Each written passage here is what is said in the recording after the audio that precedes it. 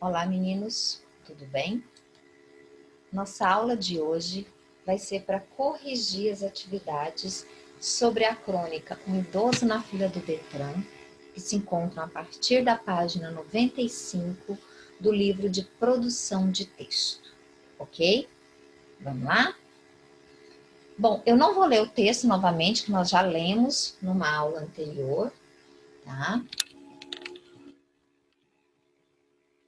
Então, a gente vai direto para as questões que são inúmeras.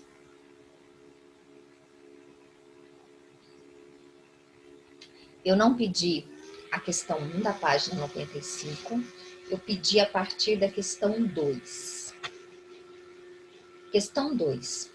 A crônica costuma extrair seus temas do cotidiano. Letra A. A que fato cotidiano serviu de base para a construção dessa crônica? Há várias maneiras de eu responder isso. Eu posso dizer que foi o fato do brasileiro sempre usar a fila, a ida das pessoas ao Detran para renovar a carteira de motorista, o fato de algumas pessoas quererem garantir o direito dos idosos de passar à frente de uma fila, né? Poderia ser o fato desse idoso da crônica se sentir incomodado com a idade que tem ou com ser tratado como idoso. Então, todas essas respostas são possíveis. Então, o tema cotidiano pode ser a fila, a renovação da carteira no Detran, as pessoas quererem garantir o direito do idoso e o idoso se sentir incomodado com a idade e com ser tratado como idoso. Qualquer uma dessas quatro, não precisa colocar as quatro, pode escolher apenas uma, ok? Letra B. Quanto tempo aparentemente duram os acontecimentos narrados na crônica? Lá no último parágrafo, o nosso personagem fala que levou um dia para renovar a carteira, tá? Ó, mas mesmo sem entrar em fila, passa-se um dia para renovar a carteira. Pode ser colocado que a história durou mais ou menos um dia? Pode. Só que se nós pensarmos, ele não narrou toda a renovação da carteira dele, não. Ele narrou apenas o momento em que ele chegou à porta do Detran, até o momento em que ele estava aí parado, esperando para ser atendido, sentadinho no lugar dele. Então, eu, Franci, particularmente, em vez de colocar um dia inteiro, eu colocaria alguns minutos, mais ou menos uma hora, tá bom? 3. Uma crônica pode ter vários objetivos: divertir o leitor, emocioná-lo ou fazê-lo refletir. Qual das afirmativas a seguir está de acordo com a crônica lida? Vamos para as afirmativas. Gente, esse livro aqui é horrível da gente passar. Ele não obedece nem...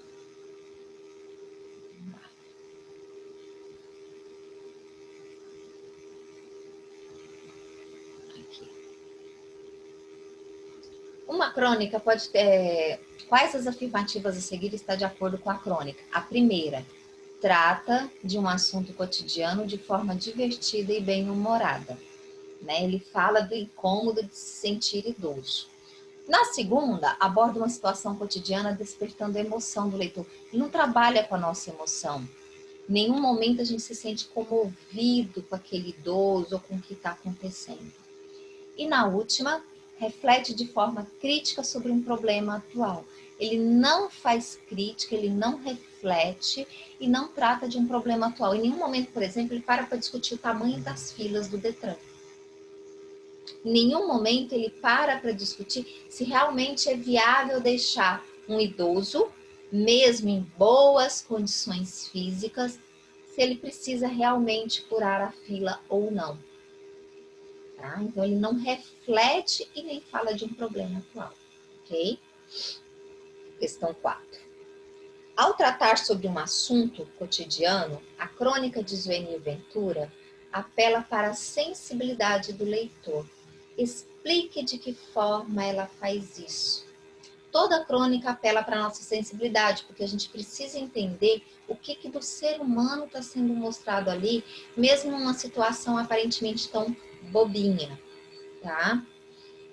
Então, como é que ele faz isso aqui com o leitor, né? Pela maneira como o narrador encara a própria velhice, ele não se sente velho. Tá? E ele faz isso com humor. Em nenhum momento, apesar de o personagem se mostrar um tanto quanto mal-humorado com a situação, mas a maneira como a história é narrada pra gente é com muita leveza, com muito humor, tá bom? Então ele lida com a nossa sensibilidade dessa forma, mostrando pra gente como é que o narrador, como é que o personagem encara a própria velhice. E a gente para pensar como é que eu encararia a minha velhice. Eu aceitaria de boa? Eu ia gostar desses privilégios? Ou eu preferiria não ter privilégio nenhum e ter o meu corpo belezinha, minha saúde? A gente tem que levar tudo isso em conta, né? Então ele faz isso através da maneira como o personagem encara a própria velhice, ok? Questão 5. Como agora a gente vai pegar alguns trechos do texto, eu vou ler no meu livro aqui e vou voltar lá em cima para a gente ir direto para o livro. Em um texto narrativo, como a crônica, a história pode ser contada por um dos tipos de narrador a seguir. Ou narrador observador ou narrador personagem. Lembra? Terceira pessoa, primeira pessoa. Letra A. Transcreva um trecho da crônica em que apareça a voz do narrador. Inúmeros trechos, tá? Ó, o senhor aqui é idoso, gritava a senhora para o guarda no meio da confusão na porta do Detran. Taranã. Como ninguém protestasse, o policial abriu. Isso aqui tá entre aspas, né? Então, tem alguém falando. Olhei, deixa eu pegar aqui a nossa canetinha.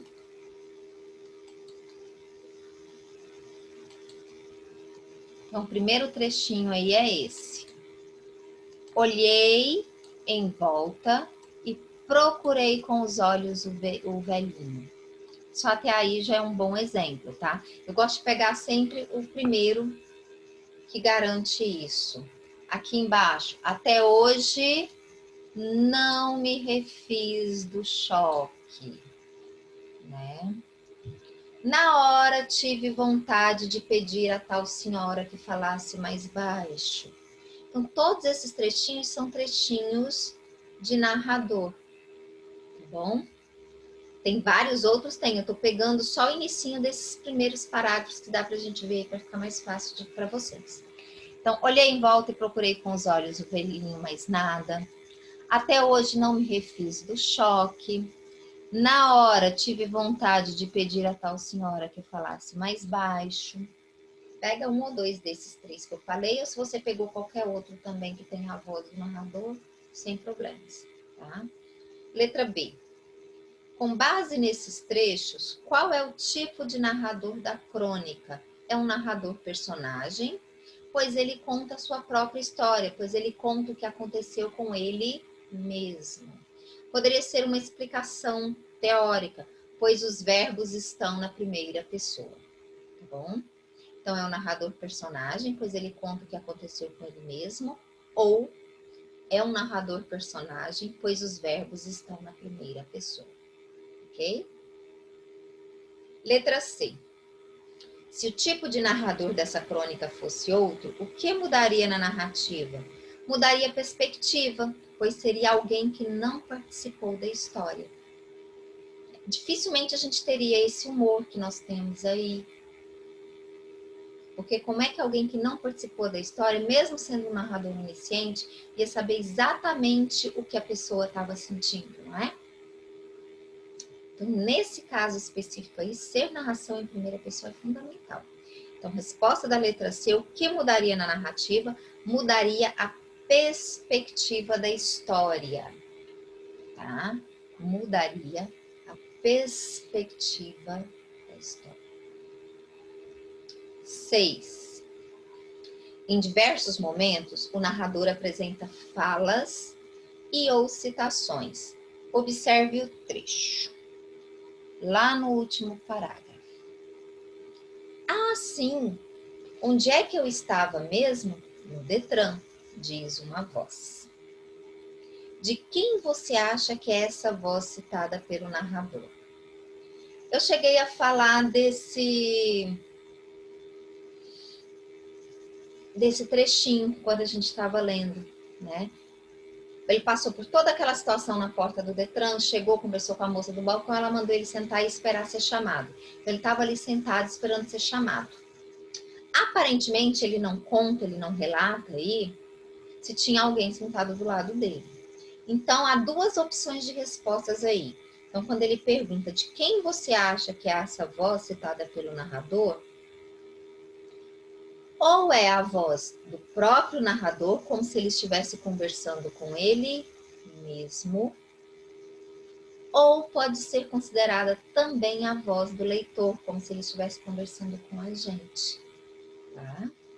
Então, a voz pode ser do personagem mesmo, pois ele está conversando com ele, pensando, ou pode ser a voz do leitor com quem ele está dialogando, ok? 7. Que elementos da esfera jornalística podemos identificar em uma crônica e da esfera literária?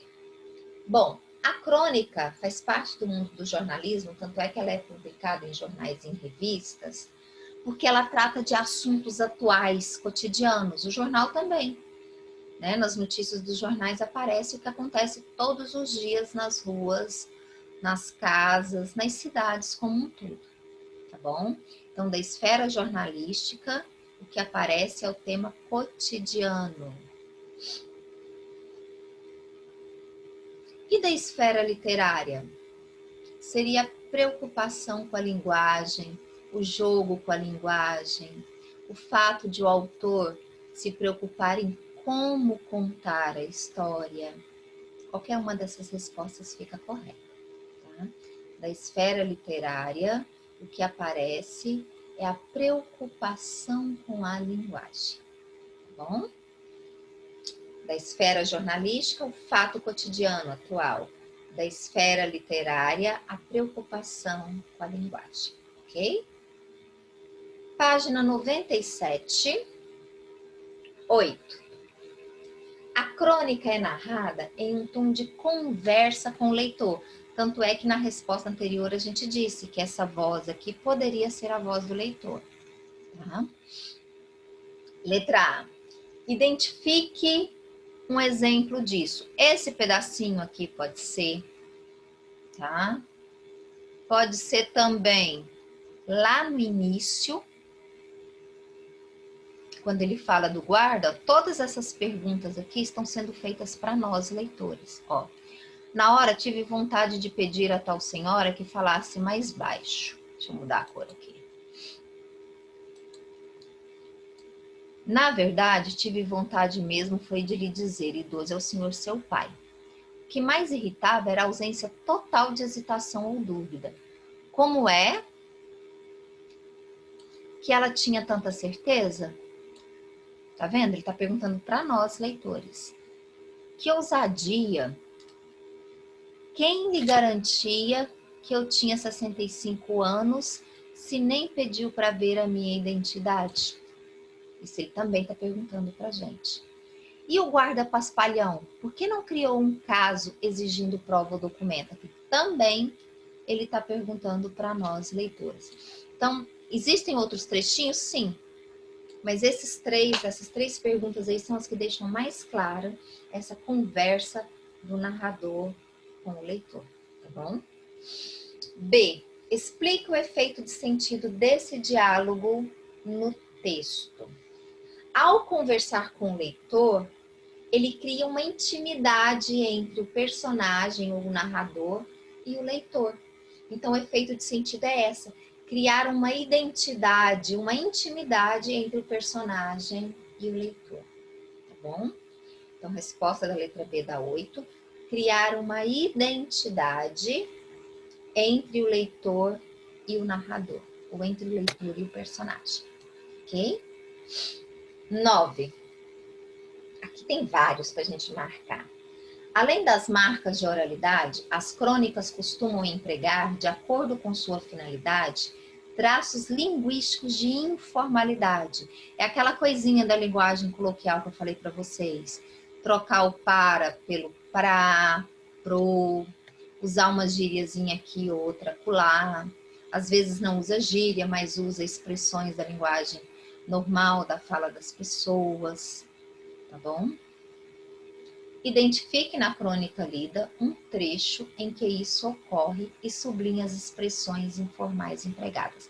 A gente tem expressões informais salpicadas em vários trechinhos da crônica, tá? Mas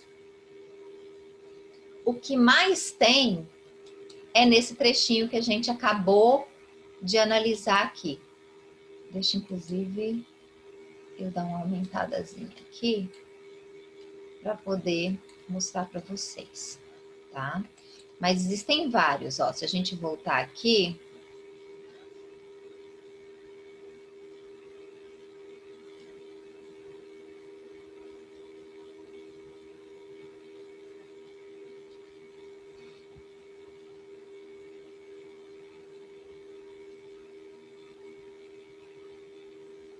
depois eu acho os prazos para vocês, tá? Mas vamos ver aqui. Esse trechinho aqui tá cheio de expressões da linguagem coloquial, olha só.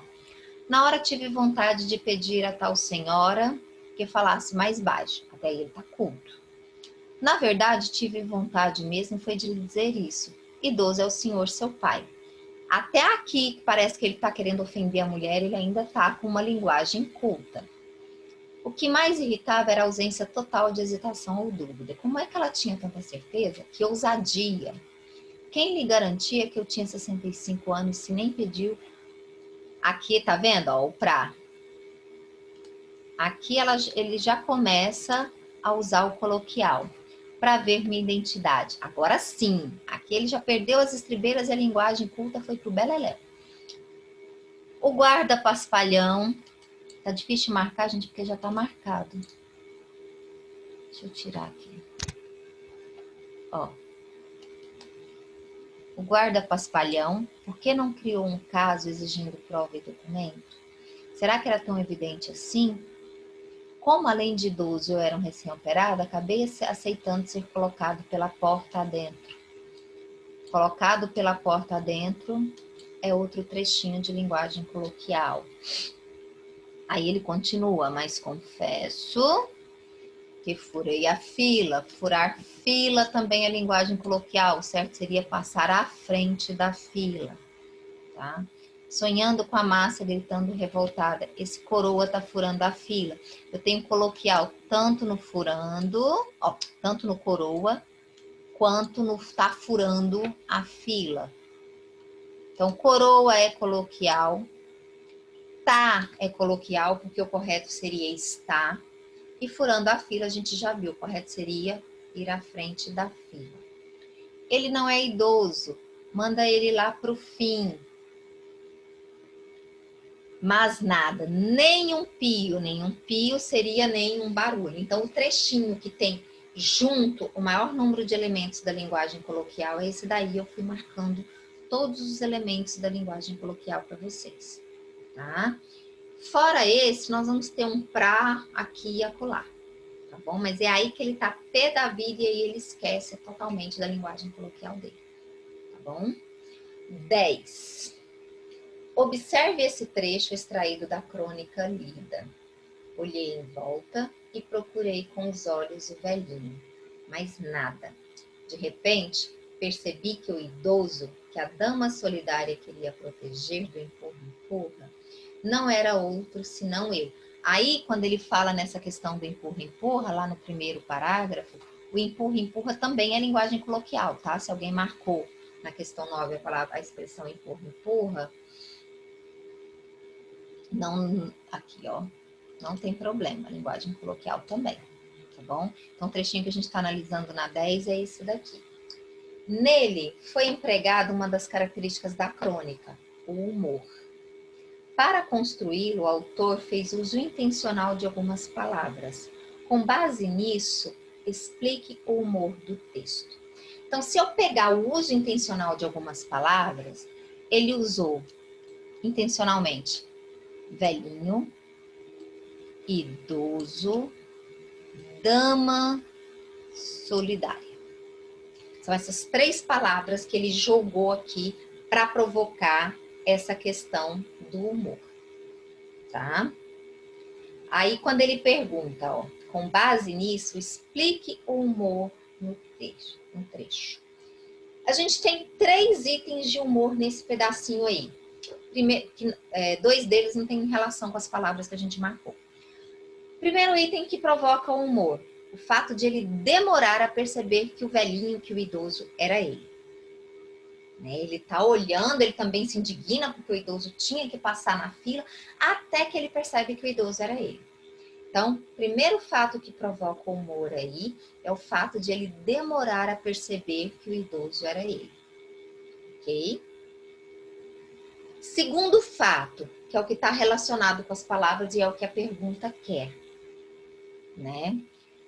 Ele usa essas palavras aí de maneira irônica, tá?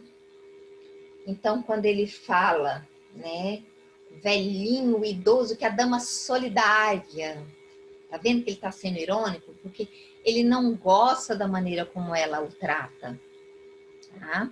Então, a outra coisa que provoca o humor é o uso irônico das palavras velhinho, idoso e dama solidária. Ok?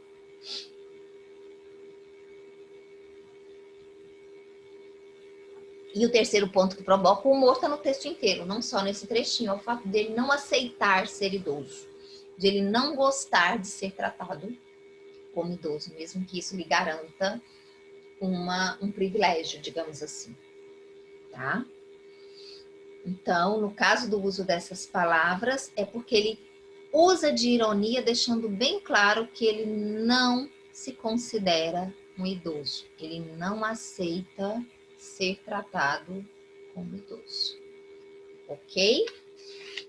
Bom, era só até aí as nossas perguntas, até a questão 10. Até a próxima semana, meninos. Fiquem com Deus, descansem bastante. Tchau!